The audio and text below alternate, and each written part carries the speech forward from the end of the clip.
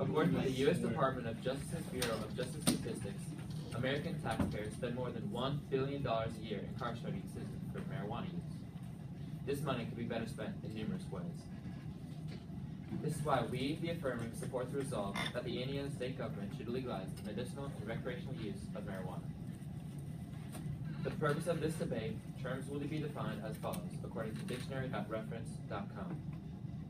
Marijuana, the dried leaves of the hemp plant used as a drug. Dispensary, a place where a product, especially medicines, is dispensed.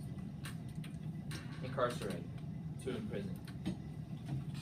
Medicinal, curative or remedial. Recreational, used for recreation and enjoyment. The current status quo states that marijuana in any form is illegal. Our plan is as follows. Step 1, legalize marijuana.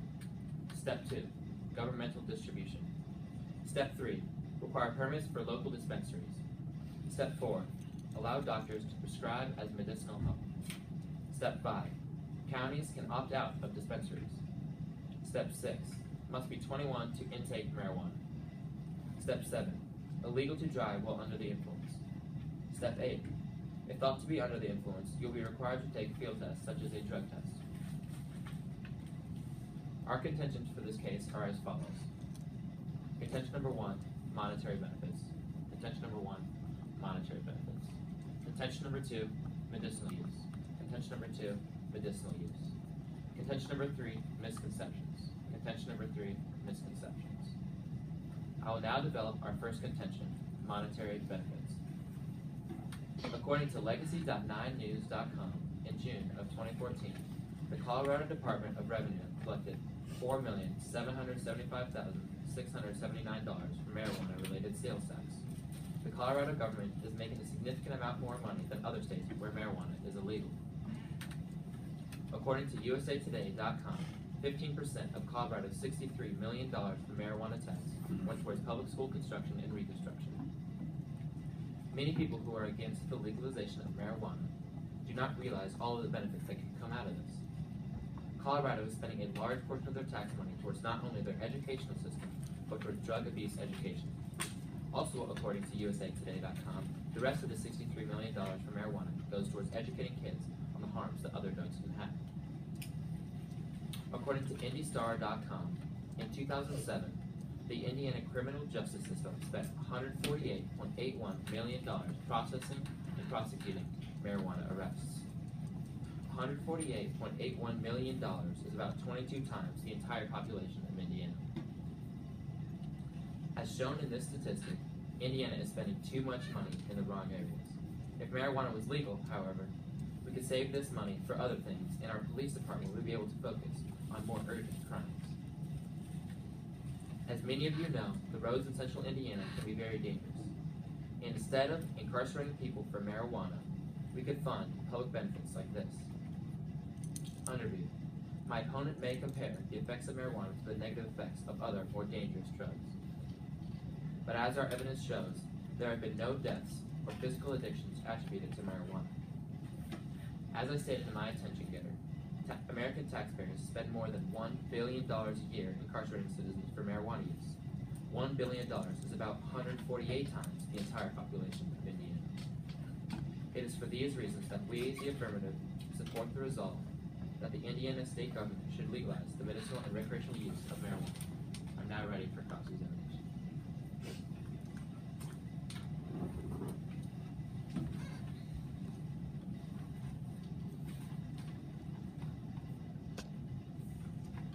In your plan, you stated that your eighth step was to implement drug tests to ensure that no one could drive under the influence of marijuana. But my research has shown that there is no test that can test for marijuana on a field spot. How would you implement the eighth step of your plan? Well, the eighth step of our plan is only if you're thought to be driving under the influence. So only if you get if you're driving, it's like you're driving, you have to take a breathalyzer test if you're thought to be. You do have to take a breathalyzer test, but there is no breathalyzer test for marijuana. No, but even here at Cathedral we do tests for drugs that come out positive for marijuana. Are you implying that you could drag a drug truck along with a police van for You don't have to have the drug truck. You can just take them down and they can like get in cup and do that. You don't have to have the drug truck.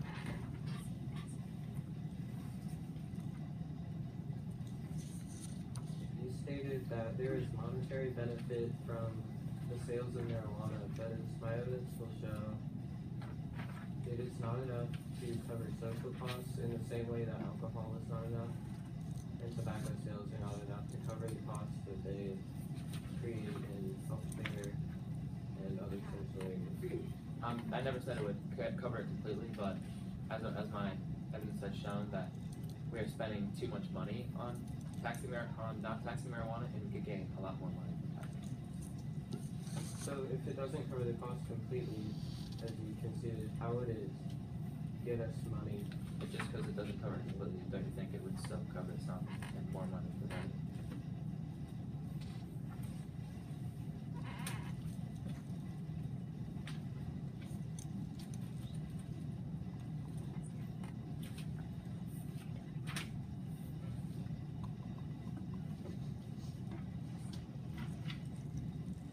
You stated that Indiana spends $148.8 that's it. million. Sorry.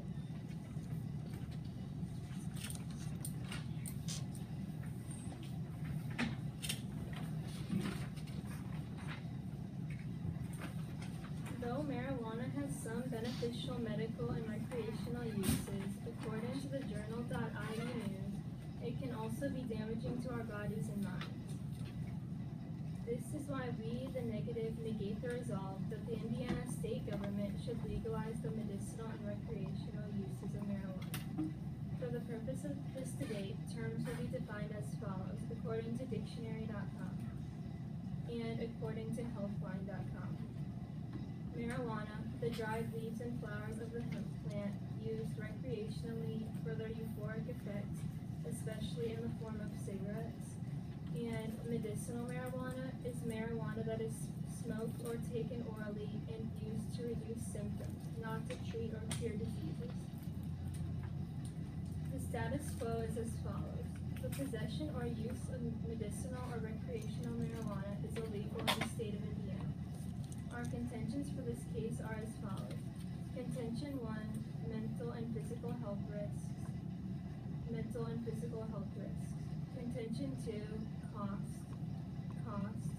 Contention 3, alternatives in medicine. Alternatives in medicine. I will now develop our first contention, mental and physical health risks.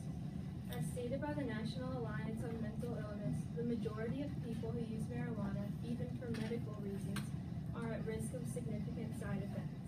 In fact, even those using marijuana to reduce symptoms may have worse effects than if they had not taken the drug at all. For example, instead of living with their current symptoms or finding different treatment, they are using this drug and putting themselves at a risk of addiction and mental illness. Mental illness is permanent while symptoms are not. Also, those who use this drug as adolescents are twice as likely to develop health problems later in life. According to Harvard Health Publications, symptoms of marijuana use can lead to other struggles. For example, as the use of this drug may cause depression leads to mental hardship such as educational failure or unemployment. Also, marijuana has a lasting chemical effect on one's nervous system after use, including its functions such as memory, emotion, and movement. Some physical health risks include heart attack, high blood pressure, or lung complications. According to the National Institute on Drug Abuse, marijuana's toxic particles can damage the lungs and reduce one's immune response, causing them to acquire more infections. In teens, according to LifeScience.com, the use of marijuana shrinks memory-related structures in the brain, causing memory loss, which is almost always long-term. Though widely assumed that marijuana is not addictive, it is, and if one is addicted, they have used this drug long-term. Once long-term users try to quit, more health problems surface. As stated by WebMD.com, the amount of THC in marijuana, which is the chemical that causes its mental effects, has increased in recent years. This increase will make it easier to become dependent on this drug and strengthen its mental effects. doesn't only affect its users, but also those around them. Secondhand smoke is a significant issue as well. According to CBS News, researchers from the University of San Francisco tested rats, concluding that blood vessel function dropped by 70% after only 30 minutes of exposure to secondhand marijuana smoke. Lastly, its mental effects can lead to crime and traffic accidents. According to the National Institute on Drug Abuse, marijuana impairs judgment and reaction time, causing weakened driving ability. It is the most found illegal drug discovered in the bodies of drivers involved in accidents, especially fatal ones. The risk of being in an accident doubles after marijuana use. Our opponents may claim that marijuana hasn't caused any deaths and is considered one of the safer drugs. However, as my evidence has shown, it can cause death in other ways, even if not directly.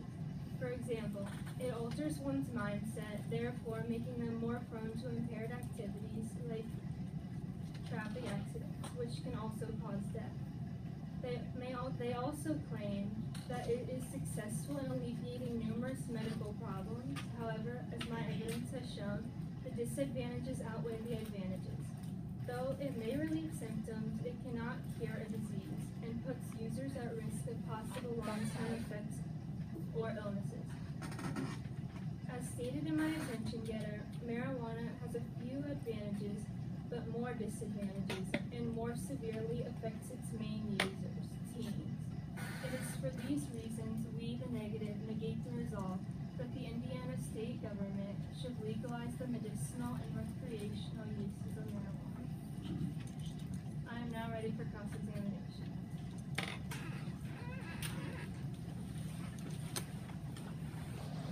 Alright, so you said one of your contentions was cost. Do you mean that it will cost more to keep it illegal? Or cost less to keep it illegal? Even though the state could benefit from this cost, if it is illegal, it would cost less for the state, even if they didn't make profit on this drug. Even if they didn't make profit from marijuana. And in 2000, users spent $10.5 billion on the drug. Do you agree that the money that they spent in 2000 didn't go to the government, it went to other sources that they got the marijuana illegally, and if marijuana was legal, that money would go to the government and we could use it for better things? Yes, but since it's mainly used for recreational use, it's kind of an unnecessary cost. Like, why? Are you saying that $10.5 billion is unnecessary? It's not that much in comparison to the total money they can make per year. You also said that it is not addictive, and according to the Drug Policy Awareness Network, you said it is addictive, but they said it is not. Even though you have stated that it is not very addictive, according to WebMD.com, the level of THC in marijuana has been increasing, which would lead to more people getting addicted.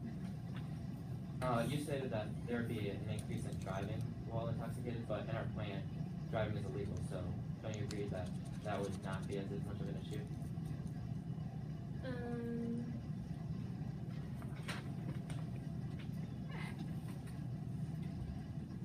In comparison to alcohol,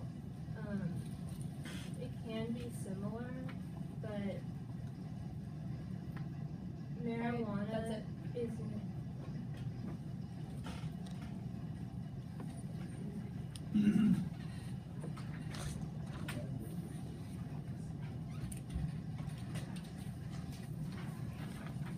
Alright. According to Substance Abuse and Mental Health Services Administration, 22 million people over the age of 12 used marijuana in 2014. That is 8 times more than the population of Chicago that have tried marijuana. This is why we, the affirmative, support the resolve that the Indiana state government should legalize the medicinal and recreational use of marijuana. I will now develop our second contention, medicinal use. According to ncsl.org, a total of 23 states